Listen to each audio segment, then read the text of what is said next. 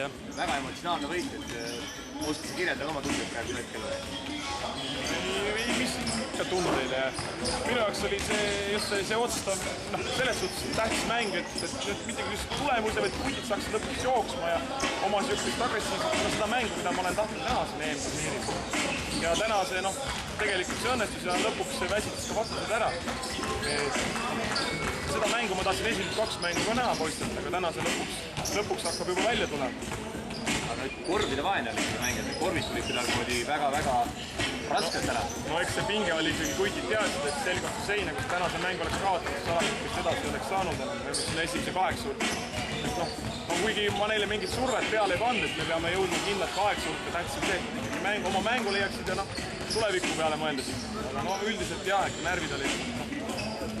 Eks see pikad, seal oli paar lahemeetris meest, siin on ikka raske korvi skoori teha. Mul oli nagu mingisugune teistmoodi suhtumine täna piiras ruumis poiss seal. Nägid, et põlv värises või silm särases?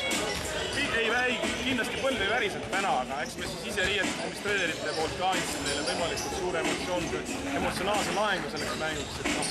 Innustasime, ei mõelnud üldse, mis eile toimus, mis üleeile toimus. Rääkisime ainult eelseisvalt mängust, et mis peab tegema. Meil ei olnud nagu muud teha. Me ikkagi ajasime ikka emotsionaalse oli päris head. Suur tänu. Ütleme, kuidas nagu selleks mänguks valmistusite kuidagimoodi teistmoodi ka või varasemalt, et selg oli vastu seina täna? Ma ei tea, kõik oli valmis nagu.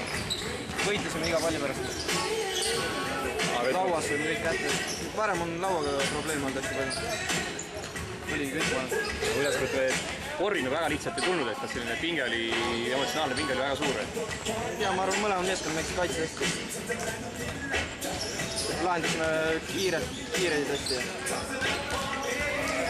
Kus nüüd edasi? Nüüd homme on väga otsustav mäng Soomega. Samamoodi ma arvan, minna. Võitleme kõik. On nagu meeskond nagu käima saanud ennast töös? No ma arvan küll. Peab olema. Sellest esimesest Ungari kaotusest oled üle saanud ja kõik on unustatud. Kriibeldab veits. Kõige nõrgem meeskond on.